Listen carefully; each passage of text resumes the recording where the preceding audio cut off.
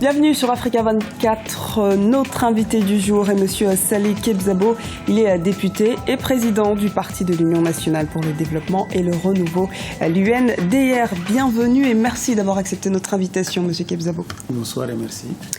Monsieur Kebzabo, dites-nous, le Tchad se prépare à la tenue d'élections présidentielles pour 2016, l'année prochaine. Comment, dans ce contexte, favoriser l'alternance? Comment vous vous organisez, l'UNDR? Mais nous pensons que, comme nous le disons en N'Djamena, les conditions historiques sont aujourd'hui réunies pour qu'il y ait une alternance démocratique dans notre pays. Vous savez que le Tchad a connu beaucoup de secousses guerrières qui ont toutes échoué. Bon, il y a eu Sénabré qui a pris le pouvoir, puis ensuite Idriss Déby aussi. Bon, Idriss Déby a aujourd'hui sa 25e année de pouvoir. L'année prochaine, ça lui fera 26 ans. Nous disons qu'il semble l'oublier parfois, parce que ceux qui sont nés le jour où il a pris le pouvoir sont aujourd'hui des pères de famille, des ingénieurs, des docteurs, qui ont quelque chose à dire. Aujourd'hui, son bilan est salué notamment au niveau des infrastructures routières. La manne pétrolière a apporté beaucoup pour le Tchad. Est-ce que la manne pétrolière devrait apporter beaucoup, mais en termes de réalisation, nous ne voyons pas. Il y a quand même un dynamisme qui a été mis en place. On a ébloui les visiteurs de N'Djamena. Mais moi, vous pensez réellement que c'est un leurre? Il se passe encore des difficultés au pays? Non, fondamentalement, le Tchad est loin de ses capacités de développement. Aujourd'hui, vous avez à N'Djamena des gens qui boivent l'eau du puits. Vous avez à N'Djamena 80% de la population qui n'est pas concernée par l'électricité. Donc rien n'a été fait? Non, je ne dis pas que rien n'a été fait, mais je dis qu'on est nettement en deçà de nos capacités en termes de ce qu'on a engrangé depuis 14 ans comme revenu du pétrole. Qu'est-ce que vous allez proposer alors pour se démarquer? Nous, on propose autre chose. Je ne pense pas que ce soit une question piège pour qu'on pense que nous n'avons pas de programme. On a un programme. Dites-nous quelques ficelles. Qu'est-ce que vous allez amorcer? Je répète toujours la même chose. Je pense qu'il faut que la population soit à l'abri de toutes les mauvaises surprises sécuritaires. Et la première des sécurités, c'est la santé. C'est l'eau potable. C'est l'électricité en termes de développement. Un pays qui n'a pas d'électricité ne peut pas se développer. Aucun programme ne peut fonctionner. On parle d'ailleurs. C'est l'école.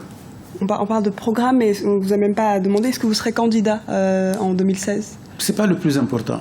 Le plus important, c'est important de savoir pour se préparer éventuellement. Le plus important, c'est que l'opposition se prépare. Nous nous préparons vraiment dans l'opposition. Il faut qu'il y ait une coalition de l'opposition qui nous amène à des élections pour battre Idriss Déby, et c'est possible. Est-ce que c'est véritablement possible, justement? C'est absolument possible. Comment l'opposition partira? S'il n'y a pas de fraude, et nous nous battons contre la fraude, déjà, vous savez que c'est la biométrie qui va cette fois-ci nous amener aux élections, la biométrie électorale avec le recensement biométrique, qui est déjà biaisé parce que l'opérateur qui a été désigné la semaine dernière est déjà récusé. On n'a pas respecté les normes. Pourquoi est-ce qu'on ne les a pas respectées? Tout simplement parce que le système est habitué à la fraude et que pour cette fois-ci, nous on dit qu'il n'y aura pas de fraude. En tout cas, il n'y aura pas zéro fraude, mais on va diminuer pour faire en sorte qu'on avance un peu plus chaque fois vers la démocratie. Vous envisagez éventuellement un boycott de cette élection? On a boycotté les 2 dernières présidentielles. Ça n'a pas porté ses fruits. Je ne pense pas qu'on puisse encore refaire cela. Est-ce que l'opposition partira avec un candidat comme vous, par exemple, ou si vous n'êtes pas désigné candidat de l'opposition, quelqu'un d'autre, est-ce que vous accepterez ce choix? Mais je suis de ceux qui, dans l'opposition, prônent une unicité de la lutte depuis plusieurs années. Est-ce que ce sera un seul candidat? Est-ce que c'est plusieurs? C'est une question de stratégie électorale maintenant qui n'est pas encore bouclée. Le débat n'est pas encore terminé dans ce domaine, mais je pense que ce que l'opposition décidera, nous, à l'UNDR, on sera dedans. Autre actualité du Tchad, M. Kebzabo, c'est la lutte contre Boko Haram. Le pays est très engagé. Il fait figure incontournable même dans cette lutte. Est-ce que vous vous alignez avec la stratégie qui a été mise en place par les autorités? Mais nous avons pensé au début qu'effectivement Boko Haram nous concerne parce que les frontières avec le Nigeria, avec le Cameroun et le Niger, elles sont très poreuses, elles sont là, et qu'il faille que le Tchad y participe. Mais nous nous rendons compte dans la pratique qu'il y a beaucoup de zones d'ombre dans cette opération militaire. D'abord, Idriss Déby veut l'exploiter politiquement pour son compte, ce qui n'est pas admissible. Et deuxièmement, je dis que la gestion financière, la gestion matérielle de cette guerre, on ne la connaît pas du tout.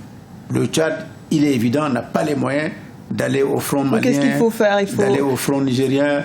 Réduire les coûts, qu'est-ce qu'il faut faire? Nous ne connaissons pas les coûts pour savoir s'il faut les réduire. Nous savons tout simplement que ça se dit que le Nigeria a financé cette opération, mais personne n'est en mesure de savoir ce qui a été fait. Est-ce que l'éventuel coût, s'il est quand même cher, ne devrait pas être mis en place tout de même pour protéger la population et protéger justement cette sous-région? Non, je pense qu'il y a un prix à partir duquel nous n'avons pas les moyens de participer à une guerre comme celle-là. Il faut que ce soit les armées des 4 pays, il faut que ce soit les pays européens ou américains ou autres qui viennent nous aider. La coordination n'est pas suffisante selon vous? Elle était insuffisante jusqu'ici et j'espère qu'avec Buhari au pouvoir, cela va changer pour qu'il n'y ait pas beaucoup de déperditions comme on le voit actuellement. Il est actuellement, d'ailleurs, il a été en visite au Tchad récemment. Ça a été une des promesses de ces campagnes. Est-ce que vous accompagnez cette dynamique du président nigérien? Absolument, absolument. Je crois fortement en Buhari et je crois qu'avec lui, tout ce qui s'est passé jusqu'ici va changer.